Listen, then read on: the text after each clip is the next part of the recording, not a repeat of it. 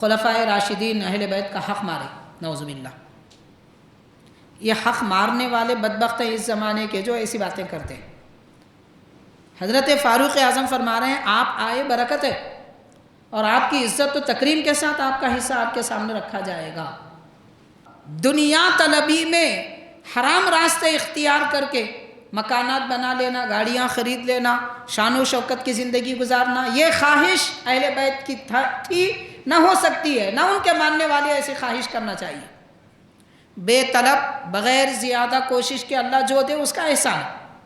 ہم پر اللہ رسول کے بعد کوئی نعمتیں اور احسانات کسی کے ہیں تو وہ آپ کے احسانات ہیں۔ فاروق اعظم جیسی شخصیت حضرت امام حسن سے یاز کر رہے ہیں۔ حضرت امام حسن رضی اللہ تعالی عنہ سے ایک مرتبہ حضرت امیر معاویہ رضی اللہ تعالی عنہ نے پوچھا کہ حکومت کے اعتبار سے ہم پر کیا فرائض لازم ہوتے ہیں، تو وہ 10 بلند اخلاق کیا ہیں؟ سیدنا امام حسن رضی اللہ تعالیٰ عنہ ارشاد فرماتے ہیں کہ زبان کی سچائی اخلاق میں سب سے بہترین۔ امام حسن رضی اللہ تعالیٰ عنہ فجر کی نماز سے لے کر سورج نکلنے تک مصلی پہ بیٹھے ہوئے رہتے، اور اشراق کا وقت ہوتا تو اشراق کی نماز پڑھتے۔ مسجد کی دیوار سے ٹیک لگا کر بیٹھتے، اور آپ کے پاس لوگ آ کر اپنے ضرورتیں دکھڑے سناتے تو ان کی ضرورتیں پوری کرتے، نصیحت کرنا نصیحت کرتے، فیصلہ کرنا ہے تو فیصلہ کرتے، کچھ دینا ہے تو دے دیتے۔ یہ آپ کا طریقہ کار تھا امام حسن رضی اللہ تعالیٰ عنہ کا۔ زندگی کیسی گزارنا ہے سلیقہ بتایا جا رہا ہے۔ امام حسن رضی اللہ تعالیٰ عنہ کے متعلق آپ کی سیرت پاک کے کچھ پہلو آج ہم بیان کرنے کی سعادت حاصل کریں گے، اس لیے کہ ماہ ربیع الاول کی 5ویں تاریخ حضرت امام حسن رضی اللہ تعالیٰ عنہ کی شہادت کا دن ہے۔ محترم حاضرین، معزز سامعین، السلام علیکم ورحمۃ اللہ وبرکاتہ۔ ماہ سفر کی آج 23ویں تاریخ ہے، اور اس کے بعد جو مہینے کا آغاز ہوگا ربیع الاول، حضور نبی کریم صلی اللہ علیہ وسلم کے میلاد مبارک کا پرنور بابرکت مہینہ ہوگا۔ اس جمعہ میں انشاءاللہ تعالی ہم پیارے آقا صلی اللہ علیہ وسلم کی عظمت و شان اور میلاد وغیرہ کے متعلق تفصیلات بیان کریں گے۔ آج ماہ ربیع الاول میں اہل بیت کرام کی ایک عظیم شخصیت کی شہادت کا دن ہے۔ سیدنا امام عالی مقام امام حسن رضی اللہ تعالیٰ عنہ، حضور نبی پاک علیہ الصلاۃ والسلام کے بڑے نواسے مولا علی سیدنا علی رضی اللہ تعالیٰ عنہ کے پہلے شہزادے امام حسن رضی اللہ تعالیٰ عنہ کے متعلق آپ کی سیرت پاک کے کچھ پہلو آج ہم بیان کرنے کی سعادت حاصل کریں گے، اس لیے کہ ماہ ربیع الاول کی 5ویں تاریخ حضرت امام حسن رضی اللہ تعالیٰ عنہ کی شہادت کا دن ہے۔ ہم اچھی طرح جانتے ہیں کہ امام حسین رضی اللہ تعالیٰ عنہ کی شہادت میدان کربلا میں واقع ہوئی، اور یزیدیوں نے آپ کی شہادت کا سبب بنا اور آپ کو شہید کیا، اور امام حسن رضی اللہ تعالیٰ عنہ کی شہادت زہر دینے کی وجہ سے ہوئی۔ حاضرین، امام عالی مقام امام حسن رضی اللہ تعالیٰ عنہ کی ولادت 15 رمضان المبارک کو ہوئی، 3 ہجری میں، 3 ہجری ہجرت کے تیسرے سال 15 رمضان المبارک کو آپ کی ولادت ہوئی، اور 5 ربیع الاول 49 یا پھر 50 ہجری میں آپ کی شہادت ہوئی۔ حاضرین، حضرت امام حسن امام حسین رضی اللہ تعالیٰ عنہما دونوں کے متعلق پیارے آقا صلی اللہ علیہ وسلم نے ارشاد فرمایا، الحسن والحسین سیدہ شباب اہل الجنہ، یعنی میرے نواسے حسن اور حسین رضی اللہ عنہما جنتی نوجوانوں کے سردار ہیں۔ جنتی نوجوانوں کے سردار حسنین کریمین ہیں، اور جنتی بڑی عمر کے لوگوں کے سردار حضرت ابو بکر و عمر ہیں، اور جنتی خواتین کی سردار حضرت سیدہ زہرا فاطمہ رضی اللہ تعالیٰ عنہا ہیں۔ حاضرین کرام، امام حسن امام حسین رضی اللہ تعالیٰ عنہما سے نبی پاک صلی اللہ علیہ وسلم سب سے بڑھ کر محبت فرماتے تھے، اور امام حسن رضی اللہ تعالیٰ عنہ کے بارے میں حضور اکرم صلی اللہ علیہ وسلم نے ایک اور فضیلت بیان یہ فرمائی کہ ابنی ھذا سیدن، فرمایا کہ میرا یہ شہزادہ سردار ہے۔ حضور پاک صلی اللہ علیہ وسلم کی گود میں امام حسن رضی اللہ تعالیٰ عنہ تھے کم عمری میں، اور نبی پاک صلی اللہ علیہ وسلم کبھی اپنے شہزادے کو دیکھتے، کبھی صحابہ کرام کو دیکھتے اور یہ ارشاد فرماتے کہ میرا یہ بیٹا سردار ہے۔ تو امام حسن رضی اللہ تعالیٰ عنہ کی سرداری اتنی بلند و بالا ہے کہ صحابہ کرام کے درمیان میں آپس میں جو شجار تھا، جو اختلاف تھا، اس اختلاف کو ختم کرنے اور اس کو مٹانے کا ذریعہ سرداری کی حیثیت سے حضرت امام حسن رضی اللہ تعالیٰ عنہ بنے، اور آپ نے وہ سرداری کا کام انجام دیا کہ حضور نے آپ کو سردار بنایا تھا، امام حسن رضی اللہ تعالیٰ عنہ کو۔ تو لہٰذا اسی کے نتیجے میں آج تک امت مسلمہ میں وہ بڑا انتشار نہیں ہوا جو ہو سکتا تھا۔ تو وہ ہونے والے بڑے انتشار اور بڑے اختلاف کو حضرت امام حسن رضی اللہ تعالیٰ عنہ نے مٹا دیا۔ صحیح بخاری کی یہ حدیث پاک ہے جو امام حسن رضی اللہ تعالیٰ عنہ کے بارے میں سرکار نے ارشاد فرمایا ہے۔ حاضرین کرام، حضرت سیدنا امام عالی مقام امام حسن رضی اللہ تعالیٰ عنہ کی عمر شریف 7 سال کچھ مہینے تھی، حضور نبی پاک صلی اللہ علیہ وسلم کا وصال ہوا، اور امام حسین رضی اللہ تعالیٰ عنہ حضرت امام حسن سے تقریباً 10 یا 11 مہینے چھوٹے تھے، امام حسین رضی اللہ تعالیٰ عنہ۔ تو بہرحال امام حسن رضی اللہ تعالیٰ عنہ کے بارے میں تفصیلات بہت ہیں۔ پہلے میں آپ کے اقوال آپ کے سامنے بتانے اور سنانے کی کوشش کروں گا کہ امام حسن رضی اللہ تعالیٰ عنہ لوگوں کو کیا نصیحت فرما رہے ہیں۔ تو آپ کی نصیحت کیا ہے؟ کیونکہ بزرگوں کی نصیحتیں آج ہمارے سامنے ہوں تو ہم ان پہ عمل کر سکیں گے۔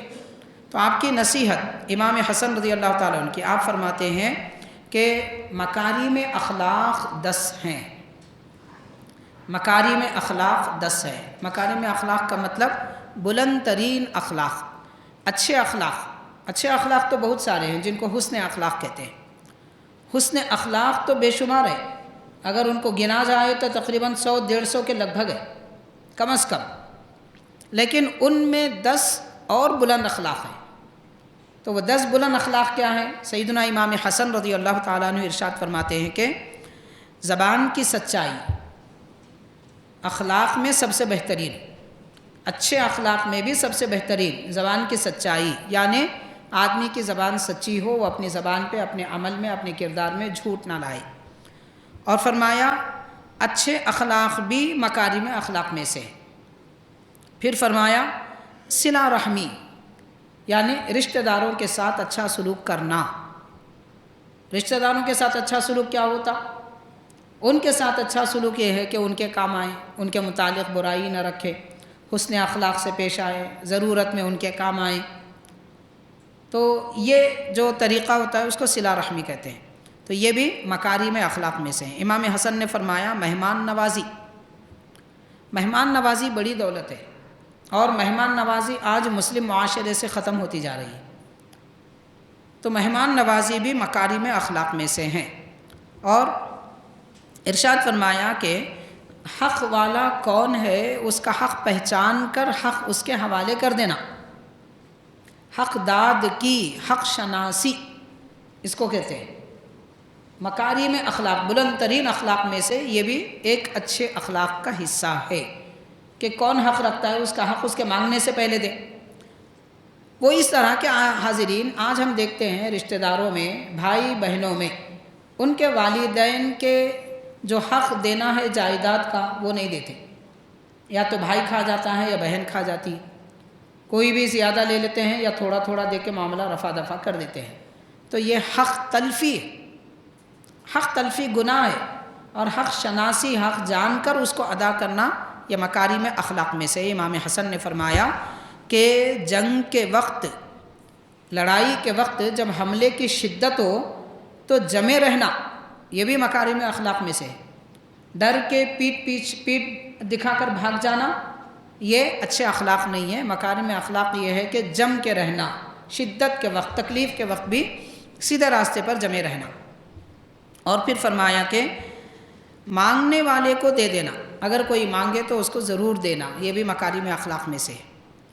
اور ارشاد فرمایا احسان کا بدلہ دینا، کسی نے اچھا سلوک کیا تو اس کا بدلہ دینا، یہ بھی اچھے اخلاق میں سے ہے۔ آج لوگ احسان لے لیتے ہیں تو احسان کے بدلے میں تعریف بھی نہیں کرتے، بلکہ مانتے ہی نہیں اس نے کیا کیا یہ کہتے ہیں، تو یہ تو بدترین اخلاق میں سے ہے۔ حسن اخلاق میں مکارم اخلاق یہ ہے۔ اور ارشاد فرمایا پڑوسی کی حفاظت کرنا، یہ اچھے اخلاق میں سے، بلند ترین اخلاق میں سے۔ آج پڑوسیوں کو ہی تکلیف دی جاتی ہے، پڑوسیوں کے گھر کے پاس کچرا ڈالنا، پڑوسیوں کے گھر کے سامنے بچے کھیل کے آوازیں شور شرابہ کر کے ان کو پریشان کر دینا، دیواروں پر ایسے کیلے ٹھوکنا کہ رات کے وقت میں بازو والے پریشان ہو جائیں، اپنے گھر کی گندگی ان کے گھر کی طرف ڈھکیل دینا، یہ اخلاق۔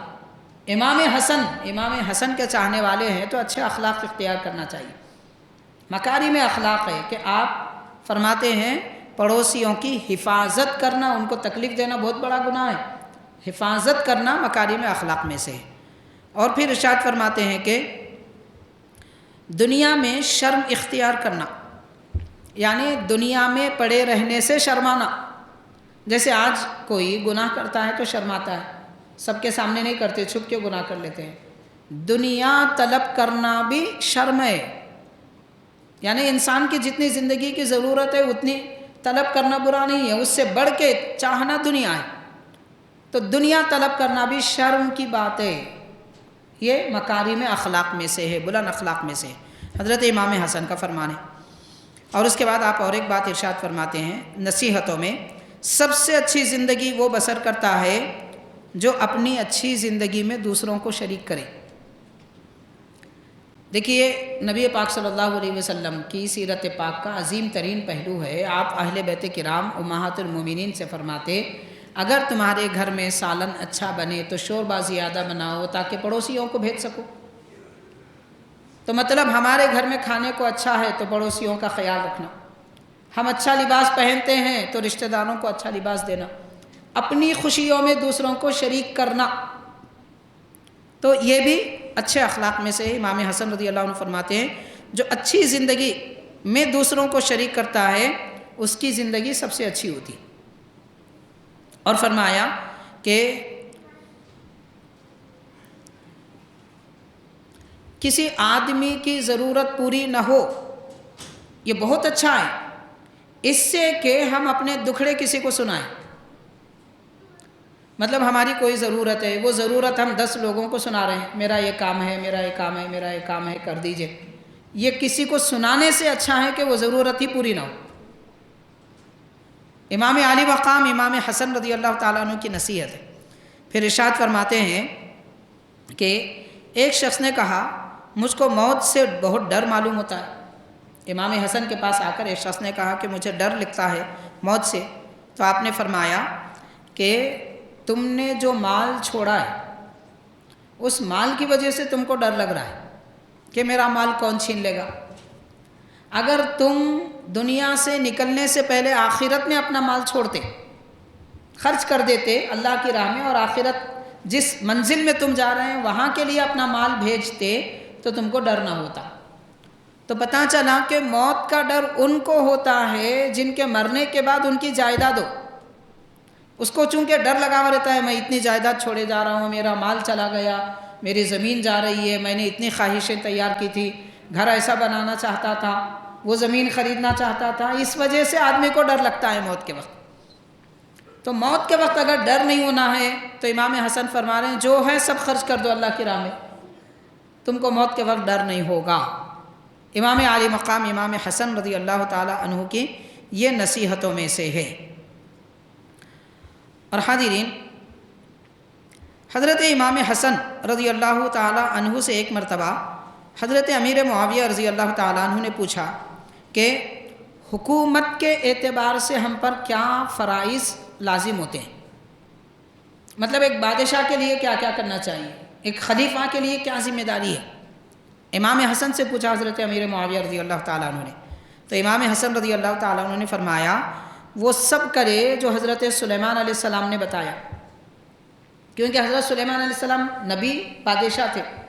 سارے انبیاء میں بادشاہ نبی ایک ہی گزرے، حضرت سلیمان علیہ السلام.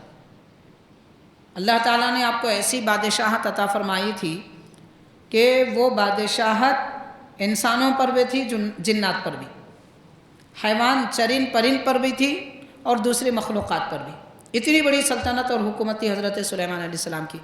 تو امام حسن رضی اللہ تعالیٰ عنہ نے فرمایا کہ حضرت سلیمان علیہ السلام نے جو نصیحت کی ہے، ایک بادشاہت کے لیے کیا ذمہ داری آتی ہے وہ کریں.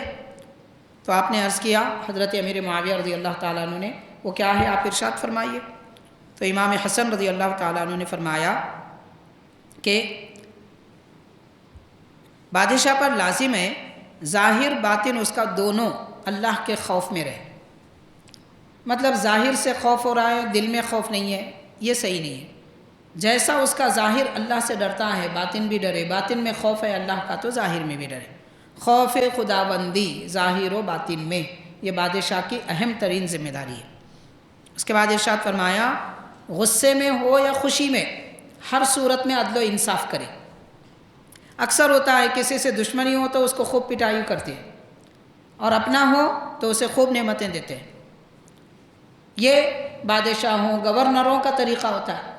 امام حسن رضی اللہ تعالیٰ عنہ فرما رہے ہیں بادشاہ کا کام یہ ہے کہ وہ خوشی میں اور غصے میں دونوں میں عدل و انصاف کرے. اور اس کے کسی کے پاس دولت ہو تو بھی درمیانی چال چلے، دولت نہ ہو تو بھی درمیانی حال سے رہے. مطلب یہ ہے کہ جب لوگوں کے پاس کچھ پیسہ نہیں ہوتا، خاموش رہتے ہیں، سیدھا سادہ رہتے ہیں. پیسے جیسے آ گئے فضول خرچیاں شروع، دعوتوں پر دعوتیں، اور سیر و تفریح، یہ گاڑی خرید لیے، وہ فلاں کر دیے. تو حضرت فرما رہے امام حسن رضی اللہ تعالیٰ عنہ اپنی زندگی میانہ روی سے گزارو. دولت نہ ہو تو بھی درمیانی چال میں رہو، دولت ہو تو بھی درمیانی چال میں رہو. یہ بھی نصیحتوں میں سے حضرت کی ایک نصیحت ہے. اور ارشاد فرمایا کہ زبردستی کسی کا مال نہ چھین لے، کسی کا مال زبردستی نہ چھینے، اور بے جا کسی جگہ صرف نہ کرے. جہاں ضرورت نہیں ہے وہاں مت خرچ کرے، اور زبردستی کسی کا مال نہ چھین لے. اور ارشاد فرمایا ان باتوں پر جو آدمی عمل کرے گا وہ دنیا اور آخرت دونوں میں بھی نقصان سے بچے گا. حضرت امام حسن رضی اللہ تعالی عنہ جو نصیحتیں ارشاد فرماتے ہیں وہ آپ کا طریقہ کار ہے. آپ کی زندگی کس طریقے سے گزرتی تھی؟ حضرت امام حسن رضی اللہ تعالی عنہ کے متعلق بتایا جاتا ہے کہ جب آپ نے اپنے خلافت حضرت امیر معاویہ رضی اللہ تعالیٰ عنہ کے حوالے کر دی، مدینہ پاک آ گئے، اور مدینہ شریف میں، پھر کبھی مکہ شریف میں رہتے تھے. دو آپ کے مقام تھے، زیادہ تر مدینہ پاک میں رہتے تھے، کبھی مکہ شریف بھی جاتے تھے. تو وہاں آپ کا معمول کیا تھا؟ امام حسن رضی اللہ تعالیٰ عنہ فجر کی نماز سے لے کر سورج نکلنے تک مصلی پہ بیٹھے ہوئے رہتے، اور اشراق کا وقت ہوتا تو اشراق کی نماز پڑھتے. نماز اشراق ادا ہونے کے بعد مسجد کی دیوار سے ٹیک لگا کر بیٹھتے، اور آپ کے پاس لوگ آ کر اپنے ضرورتیں دکھڑے سناتے تو ان کی ضرورتیں پوری کرتے، نصیحت کرنا نصیحت کرتے، فیصلہ کرنا ہے تو فیصلہ کرتے، کچھ دینا ہے تو دے دیتے. یہ آپ کا طریقہ کار تھا امام حسن رضی اللہ تعالیٰ عنہ کا. زندگی کیسی گزارنا ہے سلیقہ بتایا جا رہا ہے. تو فجر کی نماز اشراق تک، اشراق کے بعد لوگوں کی ضرورتوں کی تکمیل کرنا، پھر اس کے بعد چاشت کی نماز پڑھ لیتے اور امہات المومنین کے گھر جاتے. آپ کے زمانے میں جو امہات المومنین تھی ان کے گھر جاتے، حضرت عائشہ صدیقہ رضی اللہ تعالیٰ عنہ اور دیگر امہات المومنین کے پاس جاتے اور انہیں سلام کرتے، ان کی کوئی ضرورت ہوتی تو اس کا انتظام کرتے. مطلب اپنی ماؤں کا، نانیوں کا لحاظ رکھتے، ان کی نگرانی کرتے، ان کا دیکھ بھال کرتے. تو گھر میں جو بڑے حضرات ہیں، چاہے مرد ہو یا خواتین، ان کا حال پوچھنا، ان کا مزاج پوچھنا، ان سے دو باتیں مسکرا کے کرنا، یہ امام حسن رضی اللہ عنہ کی سنت ہے. بھولنے جانا بڑوں کو، ہم کام میں مصروف ہے، کاروبار میں مصروف ہے، بال بچے ہیں، وہ ہے، یہ ہے، سب رہتے زندگی بھر. یہ بھی ہیں، ہمارے اپنے بڑے بھی ہیں. جب ہم چھوٹے تھے تو ان بڑوں نے ہم کو پالا پوسا، جب وہ بڑے ہو جائیں تو ہماری ذمہ داری بنتی ہے کہ ان کی دیکھ بھال کریں. سلیقہ دیا حضرت امام حسن رضی اللہ تعالیٰ عنہ نے. ابن عساکر میں یہ روایت ہے. اور حاضرین، حضرت امام حسن رضی اللہ تعالیٰ عنہ کے متعلق بہت سارے بے شمار واقعات ہیں، ان میں سے چند اہم باتیں میں آپ کے سماعت میں لاؤں گا، آپ کے گوشے گزار کروں گا۔ اس سے پہلے بھی ہو سکتا ہے بعض باتیں آپ حضرات نے سنی ہو اور سماعت کی ہو۔ حضرت سیدنا امام عالی مقام امام حسن رضی اللہ تعالی عنہ حضور پاک علیہ الصلوۃ والسلام کے چہیتے نواسوں میں سے ہیں۔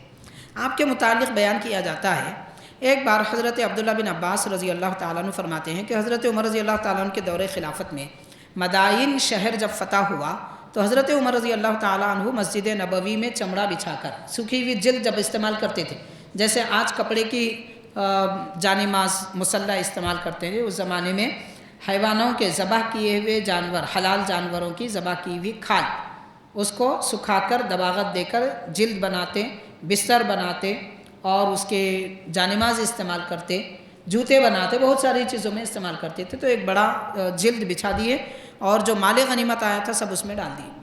اس کے بعد امام حسن رضی اللہ تعالیٰ عنہ تشریف لائے حضرت عمر رضی اللہ تعالیٰ عنہ کے پاس، تو جو لوگ جنگ میں شریک تھے ان کو مال غنیمت تقسیم فرما رہے تھے۔ امام حسن جیسے آئے تو امام حسن رضی اللہ تعالیٰ عنہ نے عرض کیا کہ اللہ تعالیٰ نے ہمارا جو حصہ مال غنیمت میں رکھا ہے آپ عطا فرمائیے۔ تو حضرت عمر رضی اللہ تعالیٰ عنہ فرماتے ہیں بالبرکۃ والکرامہ، یقیناً آپ تشریف لائیے، برکت آپ کے ساتھ ہے اور عزت کے ساتھ آپ کا حصہ آپ کو دیا جائے گا۔ اب دیکھیے، غور کریے، آج پروپیگنڈا مچایا جا رہا ہے خلفائے راشدین اہل بیت کا حق مارے، نعوذ باللہ۔ یہ حق مارنے والے بدبخت ہیں اس زمانے کے جو ایسی باتیں کرتے ہیں۔ حضرت فاروق اعظم فرما رہے ہیں آپ آئے برکت ہے اور آپ کی عزت تو تکریم کے ساتھ آپ کا حصہ آپ کے سامنے رکھا جائے گا۔ کیسی عزت کی ہے، کیسی تکریم کی ہے، کتنا حصہ دیے؟ تو روایت میں آتا ہے حضرت فاروق اعظم نے امام حسن رضی اللہ تعالیٰ عنہ کو 1000 درہم عطا فرمائے، چاندی کے سکے 1000 درہم آپ کو دیے مال غنیمت کی۔ امام حسن چلے گئے، حضرت عمر رضی اللہ عنہ کے بیٹے آئے حضرت عبداللہ، انہوں نے جب پوچھا تو حضرت فاروق اعظم نے اپنے بیٹے کو 500 درہم دی۔ تو انہوں نے کہا حضرت عبداللہ نے کہ امیر المؤمنین، میں حضور پاک صلی اللہ علیہ وسلم کے زمانے میں جوان تھا اور حضور کی سنگت میں معیت میں جہاد کے لیے جاتا تھا۔ حسنین کریمین جبکہ ابھی کم عمر بچے تھے جب سے میں جنگوں میں آتا ہوں، اور مدینہ پاک کی گلیوں میں امام حسن امام حسین جب کھیلا کرتے تھے تب میں میدان جہاد میں ہوتا تھا۔ تو آپ نے والد محترم سے کہہ رہے ہیں آپ نے امام حسن امام حسین کو 1000 درہم دیے اور مجھے 500 درہم، یہ کیوں؟ وجہ کیا ہے اس کی؟ پوچھ رہے ہیں کہ فرق کی وجہ کیا ہے؟ تو حضرت فاروق اعظم کیا فرماتے ہیں؟ ارشاد فرماتے ہیں بیٹا، پہلے وہ مقام اور فضیلت تو حاصل کرو جو حسنین کریمین رضی اللہ عنہما کو حاصل ہے، ان کو جو فضیلت ہے وہ فضیلت تو پہلے حاصل کرو۔ مطلب وہ فضیلت حاصل نہیں ہو سکتی جو ان کو ملی۔ تو فرمایا پھر اس کے بعد 1000 درہم کا مطالبہ کرنا۔ تو کس وجہ سے دیے؟ ارشاد فرما رہے ہیں دیکھو، ان کے والد حضرت علی رضی اللہ تعالیٰ عنہ ہے۔ حضرت فاروق اعظم فضیلت میں حضرت علی سے بڑھ کر ہے، اہل سنت و جماعت کا اس پر اتفاق ہے، سارے اولیاء ائمہ مجتہدین مفسرین سب کا اتفاق ہے۔ حضرت عمر حضرت علی سے بھی بڑھ کر فضیلت رکھتے ہیں، مگر حضرت عمر کی تواضع اور ان کی انکساری ایسی ہے وہ کہہ رہے ہیں کہ حضرت علی جیسے والد ہیں تمہارے والد، یعنی اپنے آپ کو حضرت علی کے جیسے نہیں سمجھتے ہیں۔ اللہ کے نبی نے وہ مرتبہ دیا مگر اپنی فضیلت پہ نہیں اتراتے۔ تو فرماتے ہیں حضرت علی کے جیسے تمہارے والد حضرت علی جیسے ہیں، اور کیا تمہاری ماں امام حسن امام حسین کے والدہ کے جیسی ہے، فاطمہ زہرا رضی اللہ تعالیٰ عنہ؟ پھر فرمایا تمہارے نانا کیا حضور کے جیسے ہے؟ پھر فرمایا کہ تمہاری نانی کیا خدیجہ کبریٰ رضی اللہ عنہ کی جیسی ہے؟ پھر فرمایا کیا تمہارے چچا جعفر طیار کے جیسے ہیں؟ اور فرمایا کیا تمہاری پھوپھی ام ہانی کے جیسی ہے؟ حضرت مولا علی کی بہن تھی ام ہانی۔ پھر فرمایا تمہارے ماموں حضور کے شہزادے ابراہیم کے جیسے ہیں، حضرت ابراہیم رضی اللہ تعالیٰ۔ اس کے بعد فرمایا تمہاری خالہ کیا حضرت رقیہ حضرت ام کلثوم حضرت زینب کے جیسی ہے؟ تو کس اعتبار سے تم امام حسن امام حسین کے برابر مال غنیمت پانا چاہتے ہو؟ اپنے شہزادے کو یہ نصیحت دے کر حضرت فاروق اعظم نے خاموش کر دیا۔ تو امام حسن رضی اللہ تعالیٰ عنہ کا مرتبہ کیا ہے اور خلفائے راشدین آپ کے ساتھ کس طرح کی عزت و تکریم کا معاملہ کرتے تھے، یہ اس روایت سے ثابت ہوتا ہے۔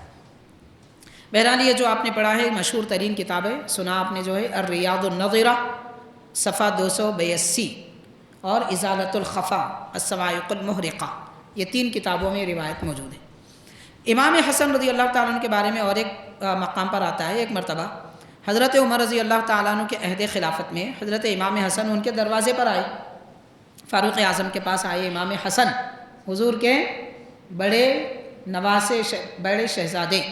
تو امام حسن رضی اللہ تعالیٰ عنہ کا عرس مبارک، آپ کی وصال کی تاریخ، شہادت کی تاریخ ماہ ربیع الاول کی 5ویں تاریخ ہے۔ اس مناسبت سے پہلے ہی ہم، چونکہ ماہ ربیع الاول میں سرکار دو عالم صلی اللہ علیہ وسلم کا تذکرہ ہوگا، ہم پہلے ہی آپ کا ذکر مبارک، آپ کی سیرت پاک کے کچھ پہلو آپ کے سامنے رکھ رہے ہیں۔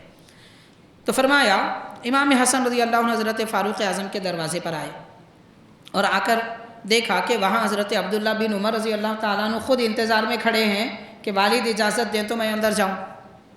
یہ دیکھ کر حضرت امام حسن واپس ہو گئے۔ حضرت فاروق اعظم رضی اللہ تعالیٰ عنہ جب باہر تشریف لائے تو معلوم ہوا کہ امام حسن آئے ہوئے تھے، تو آپ فوراً ان کے پاس پلٹ کر آئے، حضرت امام حسن جہاں تھے آ کر فرمانے لگے حضرت فاروق اعظم نے کہ آپ کیوں آئے تھے اور اندر کیوں تشریف نہیں لائے؟ تو امام حسن عرض کرتے ہیں کہ آپ کے دروازے پر آپ کے بیٹے کو اجازت نہیں ملی، میں سمجھا کہ میں کیسے جاؤں، یہ سمجھ کر میں پلٹ کر آ گیا کہ بعد میں ملاقات کر لیں گے۔ تو حضرت فاروق اعظم رضی اللہ عنہ کیا فرماتے ہیں؟ ارشاد فرماتے ہیں انت احق بالاذن منہ، کہ اے میرے نبی کے شہزادے، میرے بیٹے سے بڑھ کر آپ کا حق ہے کہ آپ اجازت کے بغیر بھی آ سکتے ہیں، آپ کا حق زیادہ ہے۔ پھر اس کے بعد یہ کہتے ہیں کہ وَهَلْ أَنبَتَ الشَّعْرَ فِي الرَّأْسِ بَعْدَ اللَّهِ إِلَّا أَنْتُمْ، یعنی ہم پر اللہ رسول کے بعد کوئی نعمتیں اور احسانات کسی کے ہیں تو وہ آپ کے احسانات ہیں۔ فاروق اعظم جیسی شخصیت حضرت امام حسن سے یہ عرض کر رہے ہیں۔ تو غور کیجئے اہل بیت کرام کے ساتھ صحابہ کرام کے حسن عقیدت کیسی تھی اور کس طریقے سے وہ ان کی عزت و تکریم کرتے تھے، کیسی محبت اور عقیدت اپنے دل میں رکھتے تھے۔ اس کا اظہار بھی زبان سے کر رہے ہیں کہ اللہ رسول کے بعد سب سے بڑھ کر اگر کسی کا ہم پر احسان ہے وہ آپ کا احسان ہے، حضرت فاروق اعظم امام حسن سے فرما رہے ہیں۔ تو بہرحال حاضرین کرام، الصواعق المحرقہ میں یہ روایت ہے صفحہ 177۔ حضرت سیدنا امام حسن رضی اللہ تعالیٰ عنہ کے بارے میں یہ بھی ایک مشہور واقعہ ہے، میں مختصر کر کے عرض کر رہا ہوں کہ ایک بار حضور نبی پاک علیہ الصلوۃ والسلام حضرت سیدہ فاطمہ زہرا رضی اللہ تعالیٰ عنہا کے پاس صحابہ کرام کے ساتھ آئے، کیونکہ سرکار دو عالم صلی اللہ علیہ وسلم کو یہ خبر دی گئی تھی کہ آپ کے نواسے امام حسن اور امام حسین دونوں علیل ہیں، یعنی کسی مرض میں وہ موجود ہیں۔ تو حضور پاک صلی اللہ علیہ وسلم نواسوں کی عیادت کے لیے تشریف لائے اور اس کے بعد حضرت علی حضرت فاطمہ رضی اللہ تعالیٰ عنہما سے فرمایا کیا ہی اچھا ہوتا کہ آپ اللہ کے دربار میں نظر مانتے کہ اللہ ان کو شفا دے تو ہم روزہ رکھیں گے۔ یہ فرما کر پیارے آقا تشریف لے گئے۔ تو اسی وقت حضرت علی حضرت فاطمہ اور ان کی کنیز تھی حضرت فضہ چاندی کو کہتے ہیں، حضرت فاطمہ زہرا رضی اللہ تعالیٰ عنہ کی باندی کا نام ہے۔ تو یہ تینوں نے روزے رکھنے کی نیت کر لی۔ پہلے دن روزہ رکھے، شام میں افطار کے لیے کھانے پینے کو کچھ نہیں تھا۔ یہ اہل بیت کا گھرانہ ہے۔ آج ہم اہل بیت سے بڑی محبت کے دعوے کرتے ہیں اور اہل بیت کے ہونے کے دعوے کرتے ہیں کہ ہم ان کی اولاد سے ہیں، ہم ان کی اولاد سے ہیں۔ اہل بیت کرام کے گھرانے میں ایک وقت پر کھانے کو کچھ نہیں رہتا تھا، جبکہ ان کا اختیار یہ ہے کہ وہ اگر دعا کریں تو جنت سے کھانا ان کے لیے آ جائے، کوئی تعجب کی بات نہیں ہے۔ ایسا ہوا بھی ہے، ہوگا نہیں، ہوا بھی ہے، لیکن ان کا اختیار یہ ہے کہ رب نے جو فیصلہ ہمارے حق میں کیا ہم اسی کو مانیں گے۔ اللہ کے دربار میں اپنی ذات کے لیے دعا بھی نہیں کریں گے، سارے جہاں کے لیے دعائیں ہوں گی، سارے جہاں کے لیے خیراتیں ہوں گی، مگر اپنی ذات کے لیے نہیں۔ یہ بلند اخلاق ہیں اہل بیت کرام کے کہ فاقہ کشی کو انہوں نے گلے سے لگا لیا تھا، اور آج ہم ایک وقت کا کھانا نہ ملے تو تل ملا جاتے ہیں، شکایتیں کرنے لگتے ہیں، لوگوں سے مانگنے لگتے ہیں۔ کیا یہ محبت ہے اہل بیت کی؟ اہل بیت کرام سے واقعتاً محبت ہوتی تو دنیا کی لالچ اپنے دل میں نہ ہوتی، کسی کا مال چھین لینے کی خواہش نہ ہوتی، کسی کے جیب پہ نظر نہ ہوتی، کسی کی ترقی سے حسد اور جلن نہ ہوتی، اور دنیا طلبی میں حرام راستے اختیار کر کے مکانات بنا لینا، گاڑیاں خرید لینا، شان و شوکت کی زندگی گزارنا، یہ خواہش اہل بیت کی تھی، نہ ہو سکتی ہے، نہ ان کے ماننے والے ایسی خواہش کرنا چاہیے۔ بے طلب بغیر زیادہ کوشش کے اللہ جو دے اس کا احسان، مگر دنیا کے پیچھے پڑنا یہ اہل بیت کے چاہنے والوں کی ان کا شیوا، ان کی عادت ہرگز نہیں ہو سکتی۔ خیر تو حاضرین کرام، افطار کا وقت آ رہا ہے، کھانے کے لیے کچھ نہیں ہے۔ حضرت علی رضی اللہ تعالیٰ عنہ چونکہ روزے میں تھے، ایک یہودی کے پاس جا کر آپ نے قرضہ لیا، قرضہ جو لیے، جو اس زمانے میں جو کا چلن زیادہ تھا، جیسے آج گھیو لوگ زیادہ کھاتے ہیں، جو کھاتے تھے، تو جو آپ نے اس سے قرضہ لیا، چند سیر جو لے کر اپنے گھر تشریف لائے، اس کو پسا لائے، اور حضرت سیدہ فاطمہ زہرا رضی اللہ تعالیٰ عنہا نے روزے داروں کے اعتبار سے چند روٹیاں بنائیں۔ افطار کے وقت بیٹھے ہوئے ہیں، لقمہ اٹھا کر روزہ پورا کرنا چاہتے ہیں، دروازے پہ دستک ہوئی، ایک شخص آیا، کہنے لگا کہ میں ایک اسیر ہوں، قید میں تھا، قید خانے سے ابھی چھٹکارا پایا ہوں، میں ایک اسیر ہوں، چند دنوں سے بھوکا ہوں، آپ نبی کے گھر والے ہو، آپ کے گھر سے کوئی خالی نہیں جاتا، کچھ کھانے کو ہو تو دیجئے تاکہ میری بھوک مٹ جائے۔ حضرت علی رضی اللہ تعالیٰ عنہ سارا دستر لپیٹتے ہیں، اس کے حوالے کر دیتے ہیں۔ پہلا دن بغیر سحری، بغیر افطار کے روزے کے گزر گیا۔ دوسرا دن ویسے ہی ہوا، ایک غلام آیا، اور تیسرے دن آپ کی خدمت میں مانگنے کے لیے، دوسرے دن غلام آیا، تیسرے دن یتیم آیا، اس طرح 3 دن جو کچھ بنایا تھا افطار کے لیے سب خرچ کر دیا۔ اب بھوک کی وجہ سے اتنے نڈھال ہو چکے تھے کہ چلنے پر پاؤں لڑکھڑا رہے تھے۔ حضور پاک صلی اللہ علیہ وسلم تشریف لائے، دیکھا حضرت فاطمہ زہرا رضی اللہ تعالیٰ عنہ دعا میں مصروف ہے، ارشاد فرمایا اللہ تبارک و تعالیٰ نے تمہارے لیے ایک قرآن کی آیت نازل فرمائی، خوشخبری ہو تمہارے لیے کہ تمہارا ذکر قرآن میں آیا ہے۔ اب دیکھیے کہ 3 دن کے بھوکوں کو قرآن مجید کی آیتوں میں خوشخبری، فضیلت سنائی گئی، ان کی بھوک ختم ہو گئی، اب ان کو کھانے کی ضرورت نہیں پڑی۔ مومن ایسے ہوتے ہیں، کمال درجے کے مومن ایسے ہوتے ہیں، ان کی بھوک کھانے پینے سے کم، اللہ کی یاد اس کے ذکر سے زیادہ ختم ہوتی ہے۔ وہ درجہ ہوتا ہے، وہ مقام ہوتا ہے، اس کو عادت ڈال کے وہاں تک انسان اپنے آپ کو پہنچا سکتا ہے۔ تو بہرحال قرآن پاک کی آیتوں میں جو بتایا گیا، یوفون بالنذر ویخافون یوما کان شرہ مستطیرا، تقریباً آیتیں اس کے بعد کی ختم سورہ تک نازل ہوئی۔ یعنی لوگ اللہ کے پیارے ایسے محبوب لوگ ہیں جو اپنی نظر کو پوری کرتے، نظر مانے تھے کہ امام حسن امام حسین کو اگر صحت مل جائے تو روزہ رکھیں گے، افطار کے لیے کھانے کو کچھ نہیں ہے، اگلے دن روزہ نہیں چھوڑے، سحری کا کھانے کو کچھ نہیں ہے مگر روزہ نہیں چھوڑے، بے سحری کا روزہ، بے افطار کا روزہ رکھے مگر اس کو پورا کیے، اور اس دن سے ڈرتے ہیں جس دن آگ بھڑک اٹھے گی، اور وہ لوگوں کو کھلاتے ہیں، خود ضرورت مند ہو کر، خود چاہتے ہوئے بھی کھانا ان کو چاہیے تھا مگر اس کے باوجود وہ یتیم کو کھلاتے ہیں، مسکین کو کھلاتے ہیں، اسیر کو کھلاتے ہیں، اور یہ کہتے ہیں کہ ہم تم کو صرف اس لیے کھلاتے ہیں کہ ہمارا مولا ہم سے راضی ہو جائے، دنیا کے لیے نہیں، اللہ کی رضامندی کے لیے۔ یہ حضرت امام حسن اور امام حسین رضی اللہ تعالی عنہما کے متعلق ان کی قربانیوں کا واقعہ ہے۔ حاضرین کرام، سیدنا امام عالی مقام امام حسین رضی اللہ تعالی، امام حسن رضی اللہ تعالیٰ عنہ کے متعلق آپ کی سیرت پاک اور زندگی کے حالات میں بتایا گیا ہے کہ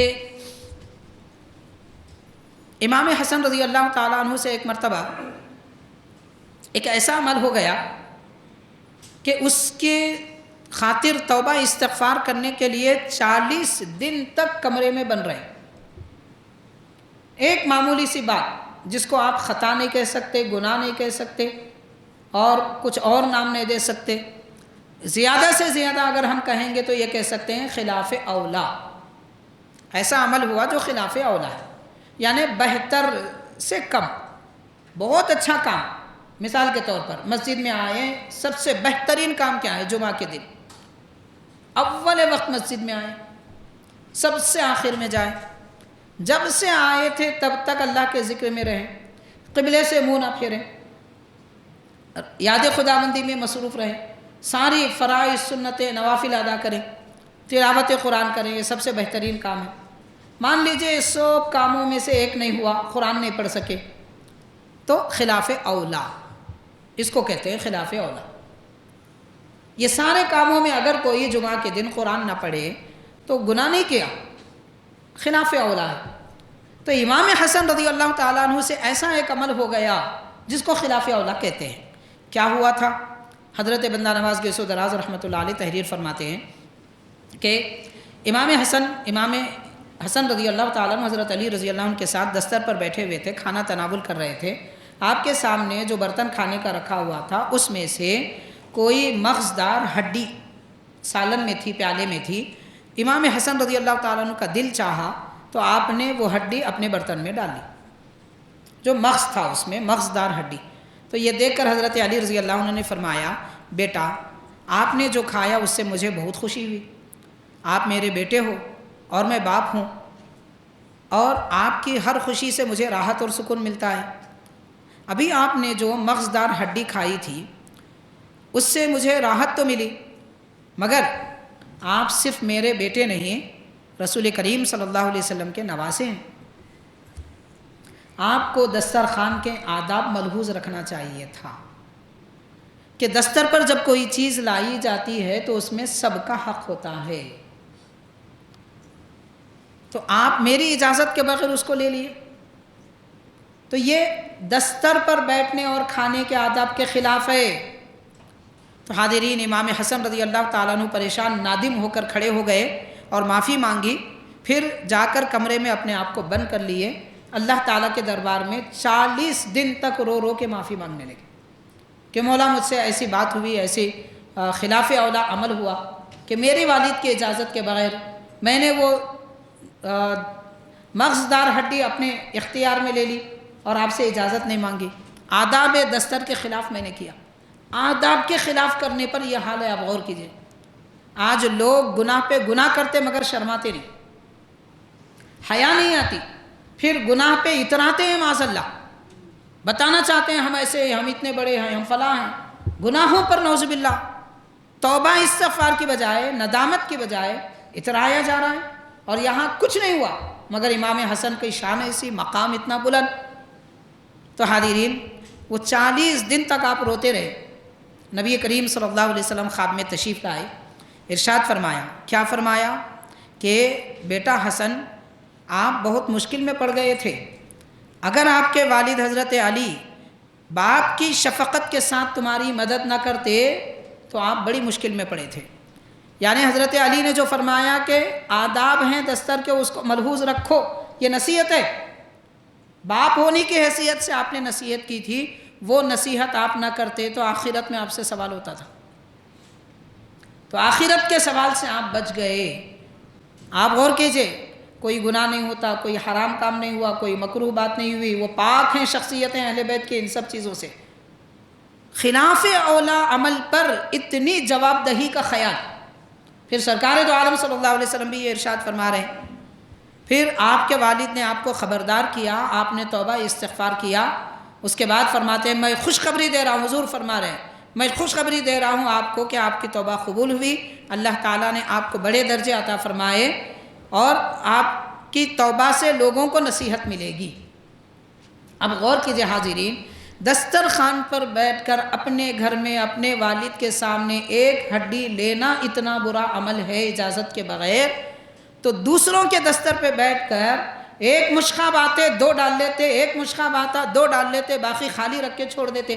دستر پہ ٹیبل پہ ساتھ بیٹھے ہوئے لوگ دیکھتے رہ جاتے، جو چیز آئی اپنے پلیٹ میں، جو چیز آئی اپنے پلیٹ میں، نہ بڑوں کو تمیز ہے نہ چھوٹوں کو عقل ہے۔ آداب، کھانے پینے کے آداب نہیں معلوم ہماری قوم کو۔ پھر ہمارا دعویٰ ہم صحابہ کے چاہنے والے، ہم اہل بیت کے چاہنے والے، ہم ان کا دامن تھامیں گے، ان کا دامن تھامیں گے۔ کھانے کا سلیقہ نہیں آیا، کیا دامن تھامیں گے؟ غور کیجئے کہ آج کدھر ہم جا رہے ہیں، ہماری زندگی کہاں چل رہی ہے۔ ایسی پاک باز شخصیتیں تھیں نبی کے گھر والوں کے۔ حضرت امام حسن رضی اللہ تعالیٰ عنہ کا یہ حال تھا۔ حاضرین کرام، اور ایک جگہ ذکر کیا جاتا ہے، حضرت سیدنا امام حسن امام حسین رضی اللہ تعالیٰ عنہما کے متعلق جو کچھ بھی ہے، تفصیلات بہت سارے، اب ہمارے پاس وقت کم ہے، چونکہ ہم نے یہ عنوان کا انتخاب اس لیے کیا، ماہ ربیع الاول کی 5ویں تاریخ کو حضرت امام حسن رضی اللہ تعالیٰ عنہ کی شہادت کا دن ہے۔ امام حسین کی شہادت ماہ محرم میں، امام حسن کی شہادت ماہ ربیع الاول کی 5ویں تاریخ کو ہے۔ اس مناسبت سے چند باتیں عرض کی ہیں۔ امام حسن رضی اللہ تعالیٰ عنہ تقریر فرما رہے تھے، اس درمیان میں ایک شخص کھڑے ہوئے آپ کے ہاتھ میں کچھ چٹھی دی، آپ نے خطاب کرتے ہوئے، نصیحت کرتے ہوئے وہ چٹھی پڑھ لی، اپنے غلام کو اشارے سے بلایا اور فرما دیا اس میں جو لکھا ہوا ہے اس کو دے دو۔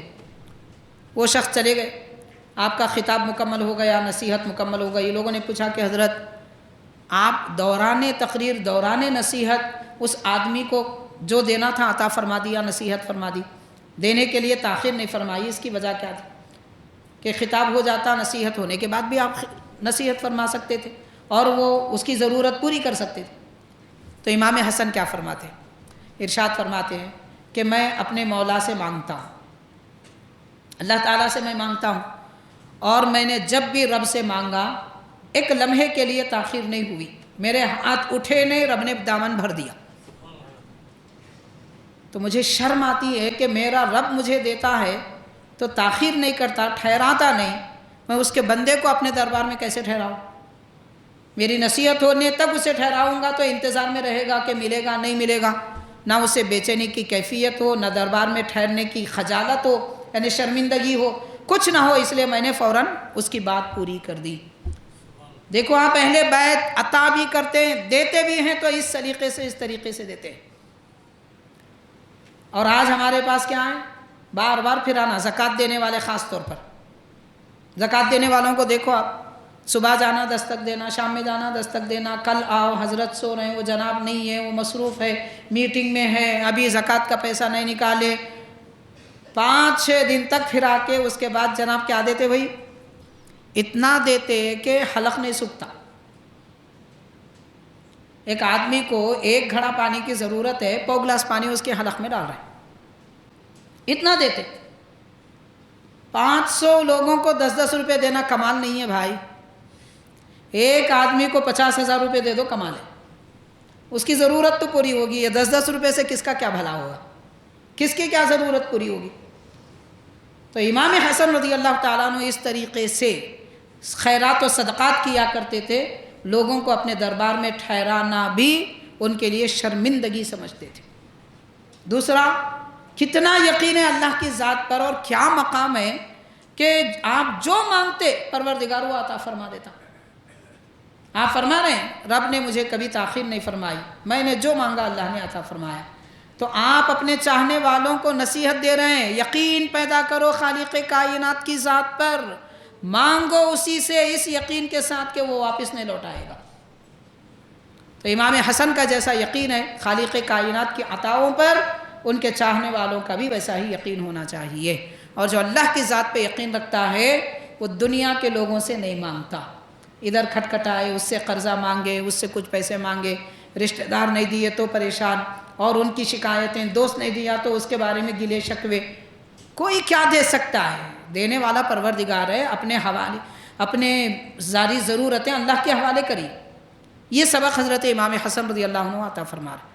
بہرحال آپ کی سیرت پاک کے کچھ پہلو ہم آپ کی خدمت میں پیش کیے، اللہ تعالیٰ آپ کا فیضان ہم کو عطا فرمائے، امام حسن کی محبت سے ہمارے دلوں کو پرنور فرمائے، آپ کی نصیحتوں پر عمل کرنا ہمارے لیے آسان فرما دے۔